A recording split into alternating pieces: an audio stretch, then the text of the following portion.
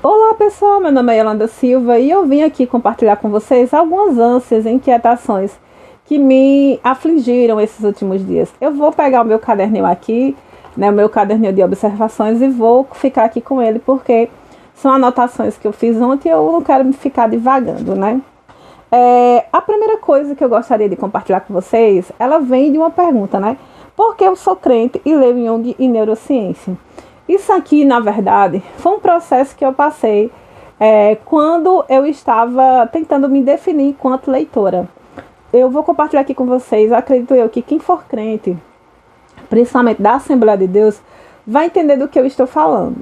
Quando você vem de uma realidade muito grotesca, de uma vida mundana que te fazia muito mal, você se converte, né? E o primeiro movimento que nós temos é o de separação. Realmente nós queremos nos separar de tudo que lembre do mundo para que possamos nos integrar, né? Ali dentro da vivência cristã. E aí, quando eu me converti, eu era roqueira, black metal, eu tinha um movimento bem diferente assim. E aí eu vivia muito triste, com depressão e tudo mais. Eu buscava respostas para as minhas dores em tudo e não achava.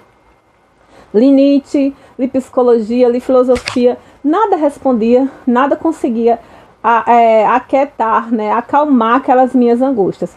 Aí, teve um dia que eu fiz uma oração, eu lembro que foi em 2007, na universidade, eu disse: Deus, se o Senhor existe, me mostra, porque eu não sou besta, eu não quero ir para o inferno. E aí eu passei por um processo espiritual. Minha mãe já era crente e minha mãe acabou orando e eu fui sendo aos poucos liberta, né?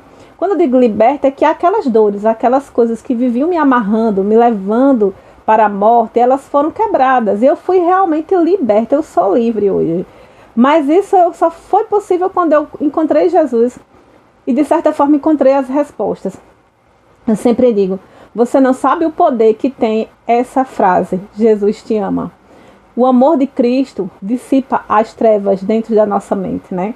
Mas assim, aí isso era o movimento que eu tinha. Então, quando eu entrei na igreja, eu fazia parte de círculo de oração, eu amava as irmãs e eu queria ser como elas, as irmãs do coque. Mas as irmãs assim não liam, não trabalhavam, e eu estava estava no segundo ano da universidade, eu lia de tudo e de repente eu fiquei ali numa encruzilhada. O que é que eu vou fazer na minha vida? Eu preciso ler e estudar para ser, né, estudiosa, intelectual, aquilo que eu quero ser, que é professora de língua portuguesa, mas ao mesmo tempo, né, eu lembro que naquele ano eu fiquei uma angústia muito grande e eu tinha muitas dúvidas. Eu entrava na igreja, eu sentava no banco da igreja e ficava ouvindo as frases de filósofo. Ai, Deus não existe por causa disso, não sei o quê. Mas ali mesmo, dentro da minha mente, às vezes Deus usava um pastor para pregar ali e a resposta era dada à minha mente. Às vezes eu estava angustiada, gente, isso aconteceu várias vezes. Eu me ajoelhava e começava a orar: Deus me ajuda, eu não sei o que fazer, o que pensar. Aí eu lia a Bíblia e vinha a resposta para aquela angústia, aquela frase filosófica. Por mais que os filósofos trouxessem aquelas inquietações, o Espírito Santo de Deus sempre respondeu a mim, sabe? Mas eu não sei em que momento se separou a intelectualidade da igreja, né? Porque assim, eu coloquei até uns pontos. Sempre o estudo, né, modelou o mundo e a universidade. E aqui eu vou trazer para vocês exemplos de C.S. Lewis, Tolkien e Chesterton. Na sua época, né? Eu não vou falar em data, gente, porque isso aqui é espontâneo, tá? Mas depois eu vou trazer livros aqui que falam sobre como Chesterton, tem os Inklers, né? Que era um grupo que eles tinham, Tolkien, Lewis, né, e outras pessoas que eu esqueci agora o nome, que eles estudavam na universidade, criavam grupos de estudos, pesquisavam a Bíblia, pesquisavam mitologia, narrativas, criaram narrativas que modelou o mundo, gente. Nossa cultura ocidental é extremamente influenciada pela narrativa de Tolkien, né, O Senhor dos Anéis, pelas narrativas de Lewis, principalmente as Crônicas de Nárnia, e às vezes as pessoas não sabem, né? Mas toda a sua forma de ver a relação de amizade, a relação com o outro, a relação com... essas ações, né, são influenciadas pelas narrativas clássicas desses homens santos. Então, assim, Lewis e Tolkien eram especialistas em mitologia pagã, eles conheciam tudo de mitologia. Mas eles, em vez de se deixar levar por aquilo, eles estudavam, criavam narrativas, faziam retextualizações e faziam a Bíblia como evidência. Aí aqui vocês dizem: o que tem a ver Tolkien com a Bíblia? Tem tudo, gente. Lógico que eu não vou falar aqui com vocês agora, mas, por exemplo, na narrativa de Tolkien, O Senhor dos Anéis, O anel é o símbolo do pecado. O anel é o pecado. É aquilo que você quer, a revelia de Deus, o poder, coisas ruins. Quem pega o anel, quem quer dominar o anel, né, na verdade está sendo dominado. O anel está dominando as suas vontades. Né? Nas Crônicas de Nárnia, nós também vamos ter o mesmo processo. No primeiro livro, que é Digory, né? Só para vocês terem uma ideia, no primeiro livro, que é O Sobrinho do Mago, você vai ter uma alegoria, sabe, da queda, né? Digory vai parar no planeta e lá ele vai ver o que aconteceu com aquele planeta por causa da queda. E a rainha branca, né, a malvadona que vai vir durante toda a narrativa, ela vem desse planeta caído. Então, assim, gente, isso aqui, olha, eu ainda vou fazer a leitura das Crônicas de Nárnia, comentando com vocês livro a livro. Irmão, tem 4 personagens principais na narrativa, né, que é Lúcia, Pedro, Susana e Edmundo, e eles têm um primo, e aquele primo, gente, é Paulo puro, sabe? É a trajetória de Paulo expressa numa narrativa infantil. Então, assim, quem lê as Crônicas de Nárnia está lendo a Bíblia de outra maneira. Lógico que as Crônicas de Nárnia reportam a época da Segunda Guerra Mundial, aqui, as vestimentas e tudo, né? E assim você tem uma nova ampliação da narrativa, uma retextualização da Bíblia em outro momento histórico, e isso é cativante, né? Voltando para o Senhor dos Anéis, né? Nós temos os tipos de Cristo ali. Nós temos Gandalf, ele é o cinza, e ele dá vida para salvar a sociedade do anel, e ele volta como branco, ou seja, o próprio Cristo ressurreto. Em outros momentos eu olho para Gandalf que eu vejo Samuel da Bíblia. Gente, eu fico encantada, sabe? Com a forma como ele é guerreiro. Samuel era um profeta guerreiro, ele pegava uma espada e... Incrível, gente, eu sou apaixonada por Samuel. Ao ler, né, O Senhor dos Anéis, ao ler as Crônicas de Nárnia, você está lendo a Bíblia. E você está vendo outras narrativas, outras vivências, outros personagens que resolvem viver tal qual a Bíblia. Então, esses valores que são ali descritos, transcritos e representados, vão cada vez mais aumentar a nossa fé e nos apontar para a verdade absoluta, que é Jesus.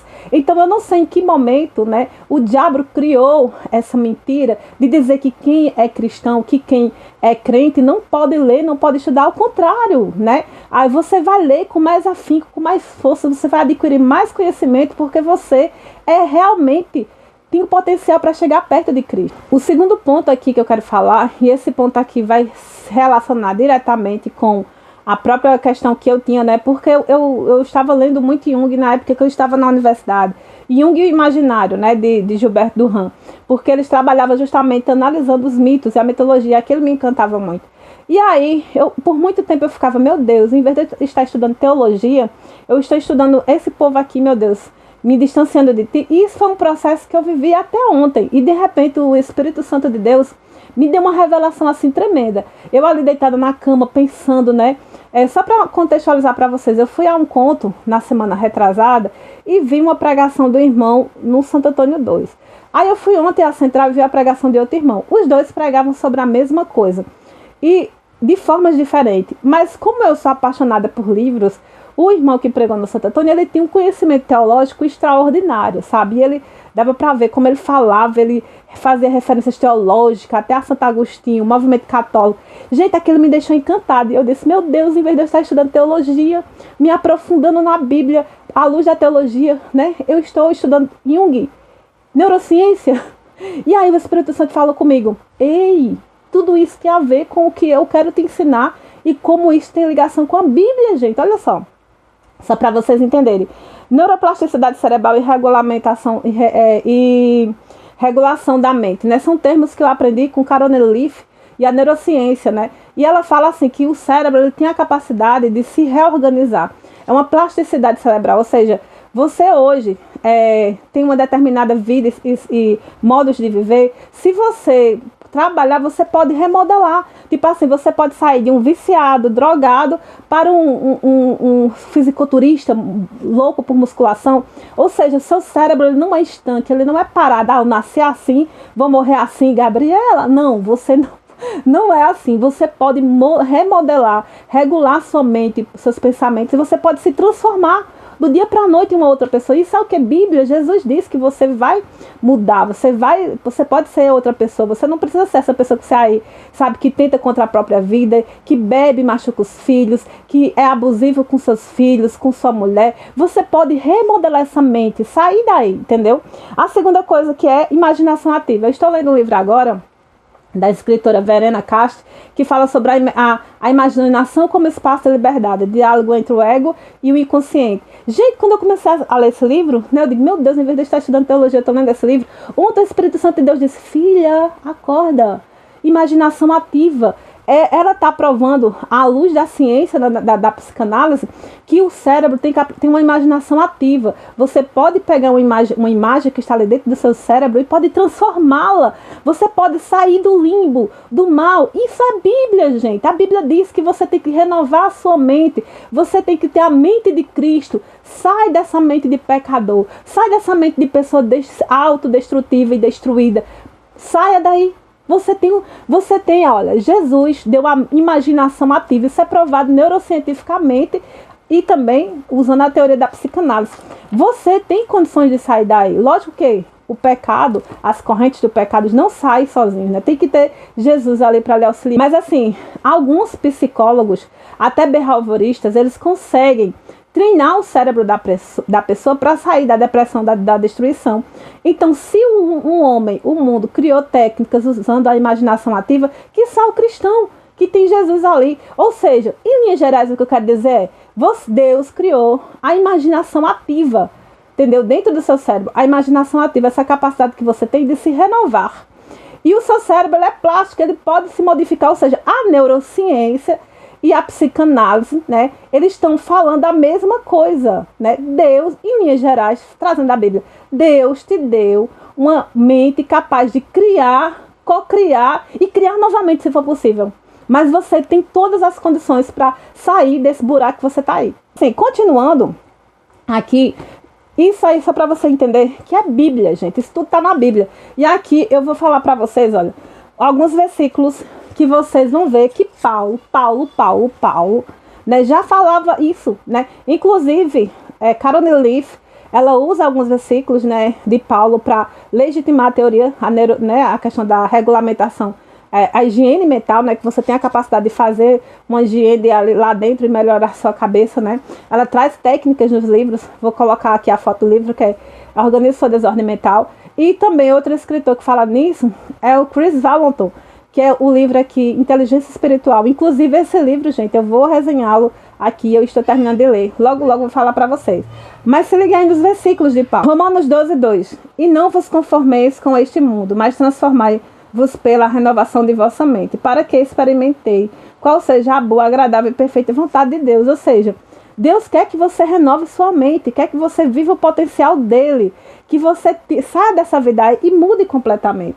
Em Efésios 4:23 diz assim, e vos renoveis o espírito de vossa mente.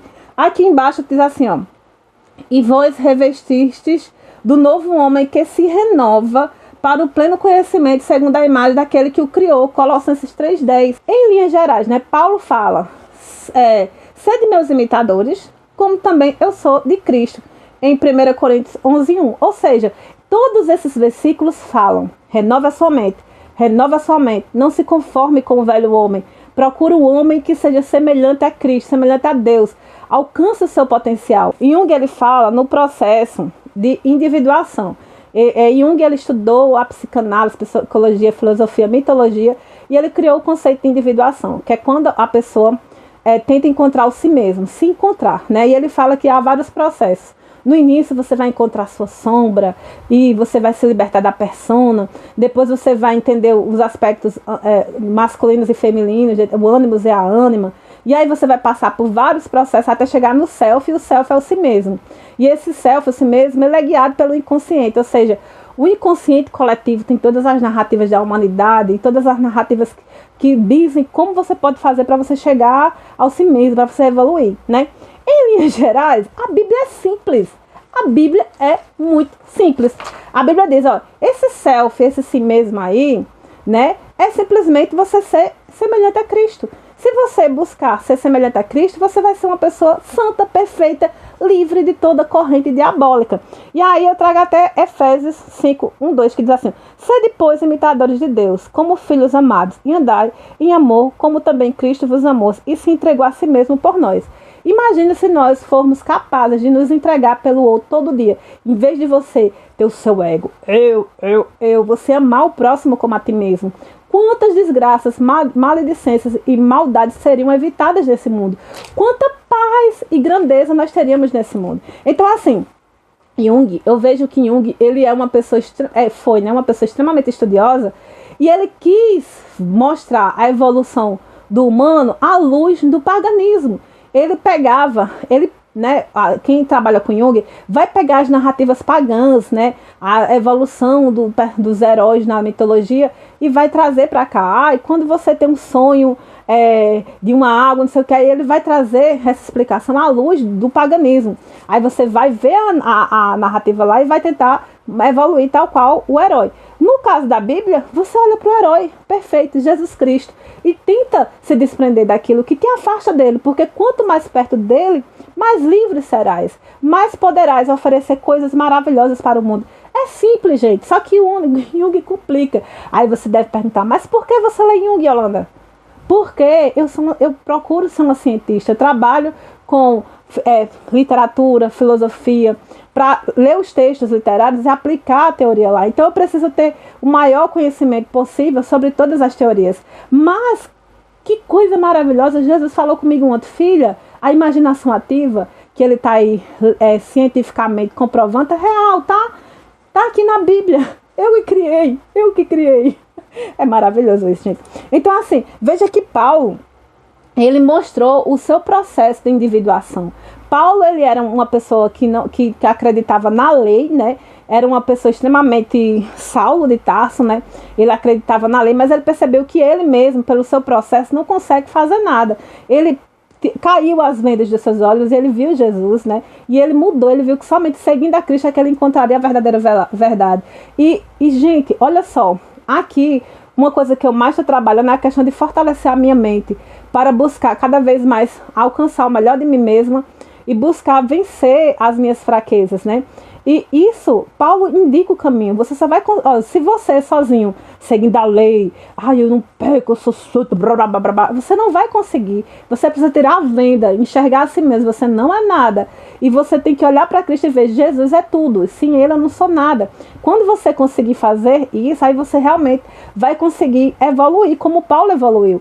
E isso vai fortalecer a tua mente, que você será capaz de enfrentar tudo. Gente, Paulo enfrentou a morte. Tal qual Jesus, ele foi espancado. Gente, lendo as cartas de Paulo, você vai ver que ele foi perseguido, espancado, e ele era, nada o abalava. E aí, no final da sua trajetória, ele coloca ali: combati o bom combate, acabei a carreira, guardei a fé. 2 Timóteo 4:7. Ou seja, imagina aí você ter uma ligação tão tremenda com Cristo, sabe? E você tem uma visão tão plena dele, do que te espera, que este mundo não tem mais corrente, não tem mais como te segurar, sabe? Você está indo em busca dele com a mente fortalecida. Eu quero isso para minha vida, em nome de Jesus. Então, olha, isso aqui mostra, né, que nós devemos procurar ter a estrutura mental de Cristo, né? E em linhas gerais, gente, o que eu quero falar para vocês é o seguinte: eu estudo neurociência aplicada à alta performance para conseguir criar novos hábitos e cada vez mais me afastar daquela antiga Yolanda em busca de uma nova Yolanda. Segundo ponto, eu estudo imaginação ativa, estudo Jung, mitologias, a psicanálise junguiana, né, o método junguiano, porque eu trabalho com literatura e eu aplico isso à literatura.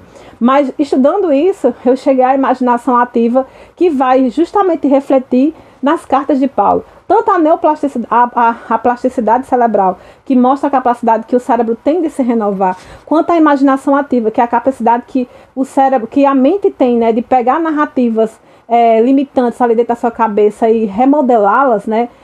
Tudo isso só prova que a Bíblia tem razão. Você pode renovar a sua mente. Você pode ter uma mente forte, equilibrada, que seja semelhante à mente de Cristo, que seja capaz de negar todo dia o espinho na carne, que é seus desejos, suas vontades desgovernadas, seu egoísmo, sua maldade. Todo dia nós podemos ter uma mente forte que possa resistir a isso em busca do ser perfeito, né? Que é Cristo. Então, gente, assim, hoje eu estou revigorada e renovada. Se antes eu estava angustiada, achando que eu estava lendo psicologia, neurociência, e isso estava, de certa forma, me afastando de Jesus, ontem o Espírito Santo de Deus me mostrou que todo esse conhecimento foi criado pelo próprio Deus. E tudo isso, de certa forma, vai auxiliar no processo do crente em busca de Deus, né? O que nós temos que ter cuidado é, quando você tem esse conhecimento e você não se desprende, né, de si mesmo em busca de Jesus. No caso de Jung, foi o que aconteceu. Ele buscou muito conhecimento, ele achou a narrativa bíblica muito simples e preferiu as narrativas mitológicas, né, pagãs. Ai, o complexo, a ânima, a deusa mãe, a grande mãe, blá, blá, blá, né? Enfim, o perigo de você ler essas teorias é se você não tiver a consciência que você precisa dominar as suas vontades. Porque, eu não quero ser uma mulherzinha submissa ao marido. Eu quero cultuar a grande mãe. Aí você vai cair em um grande abismo, né? Então, assim, nós temos só que ter consciência das nossas vontades desgovernadas, né? Buscando controlá-las, né? Sozinhas não conseguimos, buscando Jesus para vencermos a nós mesmos e as nossas fraquezas em busca de Jesus. Então é isso, gente. Tchau para vocês. Até a próxima reflexão.